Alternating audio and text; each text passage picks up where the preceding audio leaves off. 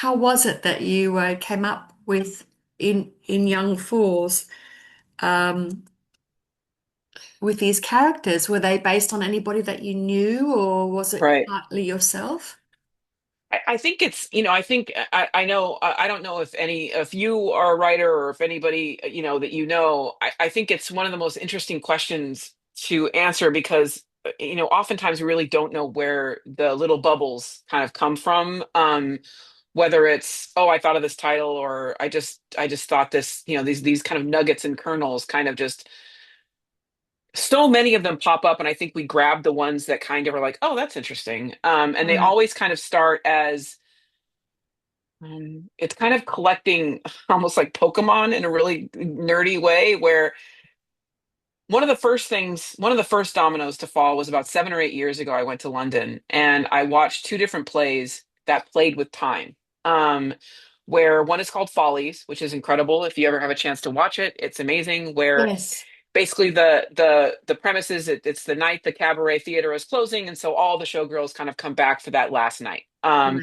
And the entire time you've got the woman in present day kind of moving around the stage as she kind of goes to this last night, and then you have this gorgeous showgirl behind her, and then you realize that this is her in her heyday, and they kind of move around together, so you get basically who she was back in her heyday and then who she became. And I thought it was just a brilliant storytelling device about time and about who you are at the beginning, like in your 20s, and that hope and that aspiration and that bigness that you have for your life and the dreams and all of that lovely, gorgeous stuff. And then Right. how it turned out, essentially. Basically, like, all right, now here she is in her 50s. She's back. Kind of what happened to that person? What happened to that 20-year-old with all those dreams and aspirations? How did it go for her? Which I Right. thought was really interesting. There was another play called Betrayal, which starred Tom Hiddleston, Charlie Cox, and Zawe Ashton. And it Right. was basically the idea of an affair, but it was told in reverse. So you start at the breakup, and you kind of, the last scene is when they meet for the first time. And so I just thought, you know, these relationships are so interesting when you kind of unwind them, and looking at things more abstractly with time, especially when it comes to relationships, where you'll hang. And I think when the next part that came in, I knew I liked that. And that was bubbling around up there for a while. Right. And, I have friends that I've known since I was in our 20s. And it's just so interesting to go back and look at the photos and realize who you were at that time. And I think Yeah. because the book takes place over 40 years, Yeah. you really get this sense of who these two women are. So Is it I think 40 the thing years or 30 years? it Sorry, my oh maths 30, is sorry, terrible. 1995 to 2025. So my math is terrible as well. I do believe it is 40. But I will always defer on math. I write I write 100 words a day. I know I write Wow. 900 words a day, and I have to always do the math on the one Good that's for like the you. one, right, that goes into the next one, because I'm never sure about, anyway. So Don't I will worry. never It's not, be yeah, it's I will never fine. No, be no worries. Who right. cares? This Yeah. is going to save everybody from worrying about that terrible grow out from my bangs. I have it on hand. No, I love those clips. My All daughter, right. she's 16 now. She's wearing these clips all the time. I know. So They're that's genius. amazing. I just love this. Right. So, Yeah. oh my gosh. So you wanted to be a writer from when you were quite little, right? Oh, yeah, absolutely. I think it's, or at least I think that's not necessarily true. I think I had the privilege of knowing. I think a lot of people don't have that privilege of knowing what they want to be, or having that click with something. I did very early. And But I think it's something that you just think is, mm, it's a puzzle piece. It's kind of something that you really love doing. But I Yeah. don't think you're like, this is a job. Like, this is something where I'm going to be able to do it. Right. Yeah. Because I think art is complicated, where you do it as a kid because it feels good to you, and it's a way to kind of communicate in another way. But I think as you grow older, the Right. consumption of art and the commerce of art becomes added to it, and then I think that changes the relationship, or can. And I think a journey of an artist is to kind of go back to that 5-year-old and just make the art that makes you feel good, and what story Wow. you're trying to say and what voice, like what are you trying to say instead of what you're trying to sell, which I think Right. unfortunately kind of happens Right. as you kind of come up in the commerce of art. Did you ever have that moment where you were like at a crossroads of, okay, let me see what I can sell rather than what I can say? Oh, absolutely. I think every artist that's been in the business longer than, I anything, know, you're is amazing. You've been in the business for so many years. You're so lucky. I mean, like 11 books. I Uh, know, I know. No, I never Amazing. Good ever for ever you. take it for granted. Yeah. No, and I think it happens. I think as is the case, a lot of this stuff, and I think will resonate, a lot of this stuff happens without your knowledge. You just start thinking differently and you don't know that it's leading you down the wrong path. You're like, you want to write something that's going to sell, and then you try to create something that you can kind of get into and deepen, but you don't realize that its origins are kind of in the wrong soil. Right.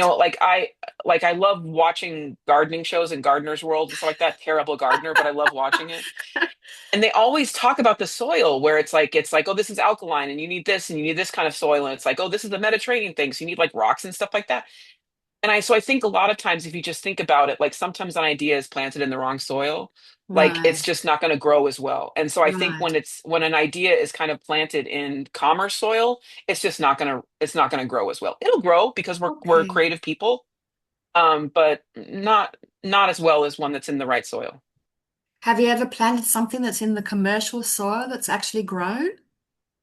I think so, but I think ultimately, mm, I feel like those tend to be external internal instead of internal external.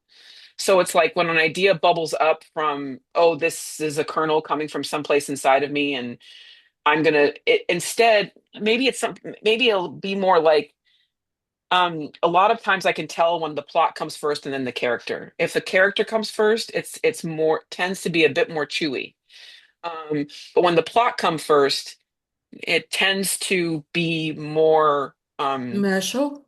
yeah, or just external. It's something that is me trying to make, I'm a Interesting. total structure nerd. I love structure. So it's like, it's me getting off on the 3 act structure, being like, oh, that would be a great midpoint or whatever like that. And so it's me kind of trying to, and oftentimes what that deals with is, it's kind of a canary in the mine that, and this is what, speaking for myself personally, usually when I do it that way, it's me trying to outrun something personal that's going on or something that I'm trying to figure out. It's me trying to game the Right. system. Art comes from a very gooey, vulnerable place. So if Right. you're not ready to kind of dig into that, one of the red flags for me is getting into structure, getting into plot, getting into all that things where it's a bit of an arm's length, Right. when it comes to story. But that's just me. That's amazing. Like, I mean, does that mean that you're all these beautiful, beautiful books that you've written, and one of them's been optioned for HBO, another one's Right. going to be optioned Right. last year. Another one was going to be, you've been Right. Emmy nominated. Right. You're a Marvel writer. You're like so All amazing. right. That's an amazing, accomplished Oh, thank writer. you. But Thank you. how is it that so what is it that you're writing about yourself or your stuff, in life, or just Right. are you like separating yourself? Are you an actress? Are you just Mm. projecting? What are you doing? How do you do this wonderful work? I I, mean, I I mean, I just think that's, completely fell in love with your last. We all did, oh, with thank you. Young Falls. We just loved it so much. It was just like, oh my God, more, more, more, more, more. Oh, Yeah, thank you. yeah, Thank yeah. It you. was so wonderful. Good for you. Oh, oh, thank you. I think the terrible, terrible answer is I don't know. I think it's that thing where it's like, I knew Helen was clear. Helen came in just as Helen she was was, which is clear. Right. no Okay, that's shock. Helen was interesting. like, this is who I am. She Okay. was who she was. And I know that for me, I think especially as I'm now in this kind of point in my career, conversations about art are so fascinating to me, and I love them. And Yeah, me too. I think when people talk about art, they are giving away so much more about themselves than they ever realize. Right. And they don't know, because I think one of the things I have always had an issue with is this idea with high art and low art, and this idea that some art is more important than others, some voices are more important than others. And I think I really wanted to talk about that here, about kind of Helen and Cherry. But I think the thing that really kind of surprised me as I wrote the book is that most artists, or at least I do, have Helen and Cherry inside yourself, right? Like there is both of those Right. things, that envy, that Yeah. jealousy, that competition, that she Yeah. has what I want. Why did Yeah. she get that? And purple ribbons and orange ribbons, which is kind of an ongoing thing in there, which everybody Yeah. knows at Yeah. conferences, especially writing conferences, you are kind of put into these things where if you have a badge, you get like a purple, a colored ribbon, and it gives you access to stuff. It gives you that respect where you get to kind of swan past lines, and it's Right. this very clear pecking order. And so, especially in the arts, which is so subjective, I think it's a very interesting conversation. But I think, moreover, it's how the artists themselves kind of absorb and digest that stuff, and how that then that kind of societal stuff kind of comes out not only in their art but in the competition with other artists, and how they can kind of, are they vulnerable, can they be real, can they do all this kind of stuff, when if you've learned early on that this art is more important than others, then I'm going to write this art, and if I can't get there, and it you can't really be vulnerable or intimate with anybody, because you're fighting with the very soul of who you are. Right. So that's part of it, I think.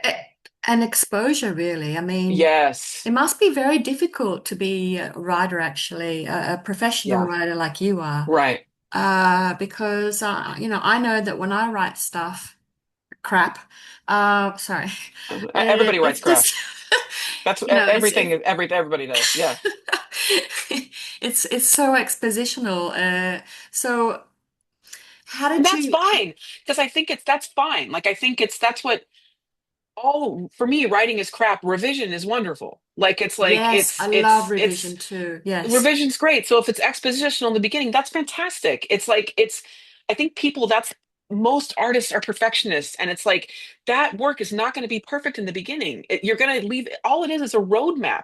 That's it. So if it's exposition in the beginning, great. Now you go in and fatten that baby with character and Yeah, all yeah, this other quite stuff, and right. it's like Yeah, that's part of it. yeah, It's not, a book is not a one ingredient meal. yeah, It's a really complicated mix of things yeah, where yeah, it it's is. like, okay, so one draft is all exposition, great, that's the sugar. Great, the Yeah, second draft is all this stuff, great, that's the brown sugar. right. It's a multifaceted thing that's never, Oh, it's it's always so evolving. complicated. Does Very. it wear you down like all of these thoughts? Like how Sure. are you when you're writing a book? I mean, how are you? What's your daily life like? Like, are you I think stressed? Are you drinking your Earl Grey in the morning? right, right. I think it's, for me, it's been a real journey, because I think I just came off of one of the worst workaholic jags I've ever been on in my entire life, where Okay. I was pushing myself 10 hours a day, Ugh, sitting on like a bench in a coffee shop, broke. I mean, everybody's got writer's body, but it just got to the point where my back, all that kind of stuff. And I think it was just all about output. It was all about workhorse. It was all about get it done, all this kind of stuff, and it just broke me in every way. And oh I think what no. came out of that was a wake up call. It was actually, as is most things like that, it was a beautiful miracle that I had. It's like, that's not sustainable. And I think it's like, and I think it's sneaky because, right, I love it. And so it just felt like, I got to have the Earl Grey all day, and I was in there listening to music, and it was like, it felt puzzle piecey. And so it's this Yeah. weird thing where you're like, well, why would I stop doing this? Like, I've got 10 hours. Like, great, I get to spend 10 hours with my best friend. It's like, it's, but it's so hard to find that balance between understanding that writing is not just output, it's percolating, it's staring out a window, it's living life to fill up the well, it's making sure that your body is healthy, that it can sit down in a chair, stretching, swimming, yoga, I don't Right. know, human relationships, going out with Yeah. friends, like Talking to seeing the people. sun, Yeah. talking to people. Because art comes from a well. And if you don't do anything besides writing, then it's all output and there's nothing else. And so Yeah. for me, I think especially the last 6 months, I keep thinking about this soft artistic life. And I think it's the goal. And so for me, the 900 words a day does that. It gives me a slow morning. I swim. I have coffee on the porch. I morning pages, all that stuff. Very privileged to be able to have a slow morning. And then I get to work on the book, 900 words every day. But just banker's hours. I keep banker's hours. So it's just basically Monday through Friday. I take the weekends off. Yeah, And absolutely. and so if I do 900 words every day for 5 days, I get 4,500 words a week. And so it's like, and what that does is usually I'm about uh nine to two usually. So it's like, and just consistent. And because I think what I've learned is slow and steady, and then taking those, only going to 900 words gets so that I stop kind of right before I take the bite out of the next one. And so I'm instead all night I'm kind of percolating. And what happens in that space now, instead of me just getting word count, word count, word count, what happens in that space is I actually think and deepen. And that's where the fattening the baby comes in, which is like, oh, wait, that scene actually needs this thing. And then I can go back and deepen it up, which doesn't happen if you're just word count, which is a really hard lesson. I learned definitely the hard way, continually. Yeah. Yeah. For you, this is something that works very, very well. But how, I Yes. mean, I'm not sure. I mean, I don't mean to be personal, but have you got a No, partner? please. A what? A partner? No, no, Oh, well, that's no. Because good I think, because, I don't know how they would, no, I don't know how no. they would manage all of Well, this but I stuff. think that part of it, I think that's part of it where I speak, especially in the last year and a half, that's that stuff where it's like life becomes unsustainable when you're Right. so focused on one thing. And so I think Yeah, yeah, there's all yeah. these little canaries in the mine of like, this isn't Yeah, balanced, kid. Like, it's not, yeah. there's nobody who can keep up with this. Like, it's Right, just you exactly. and Yeah. I the mean, and world's becoming smaller.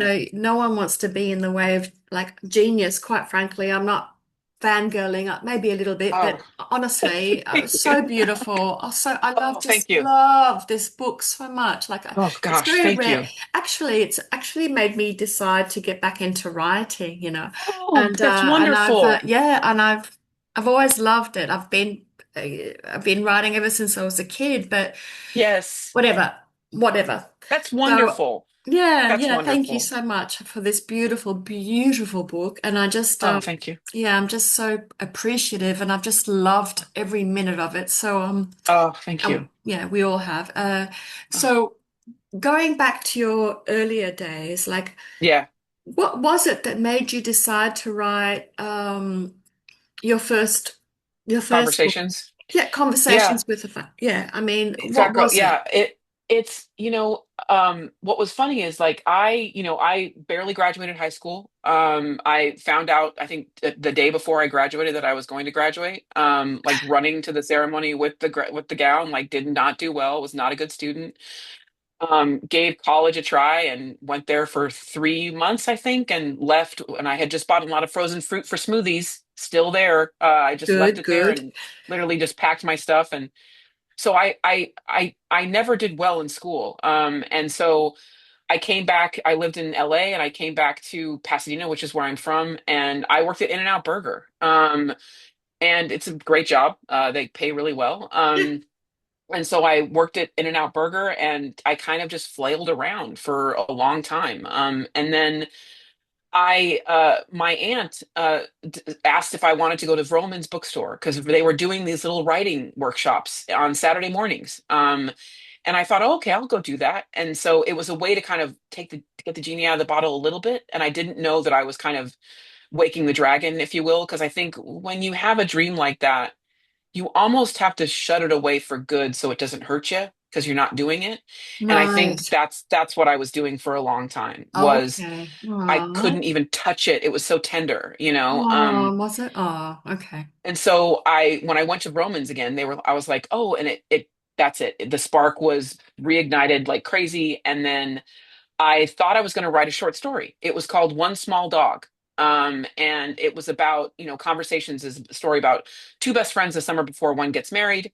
And kind of same thing, like it's the growth of how you kind of grow apart as you get older, and just kind of that one was more because it was at the time that I was that age in my 20s, where it's that point where it's, one goes one way and the other goes the other, and that kind of thing.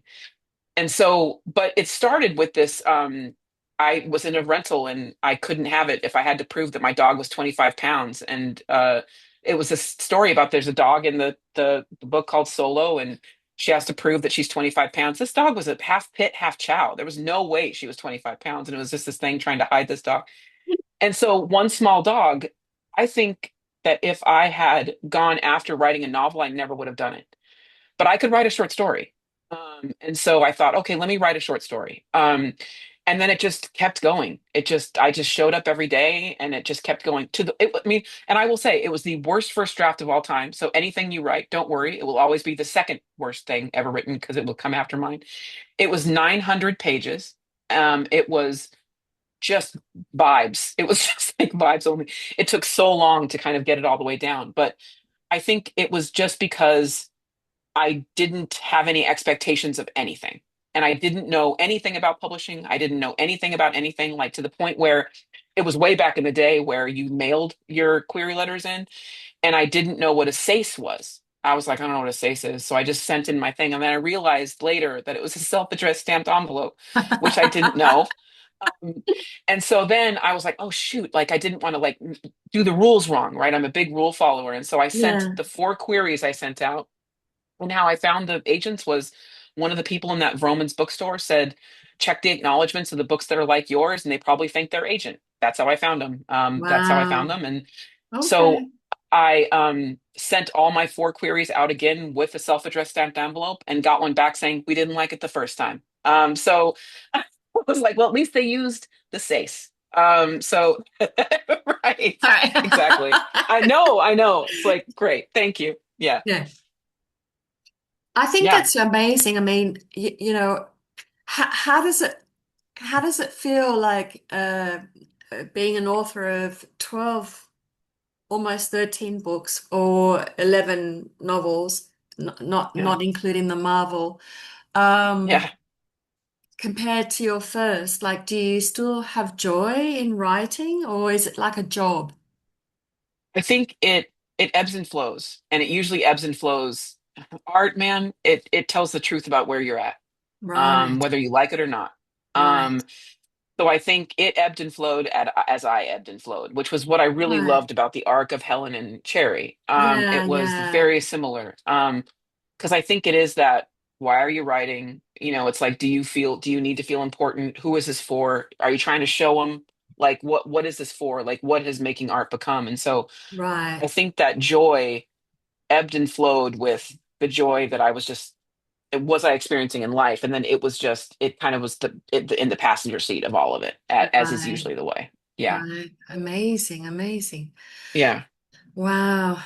So what are you working on now? Are you yeah. going to do a This is second book version 11. of Young Fools, or are we going to I have like know, a right? Yeah, sequel? right. I I'd know. love to No, I hear think what's going to happen. I just loved how it finished with such hope, you know? that's what Um, it's times are rough. We need hope. I will tell you we right now. so need some hope. Yeah. I will never not give you a hopeful ending. I will never not give you a hopeful ending. Bravo, Especially for those bravo. two, because I'm like, I just loved them so much, and they were just, they're lovely. Yeah, So they're I your needed hope. friends. Yeah. They're your friends. Yes, yes.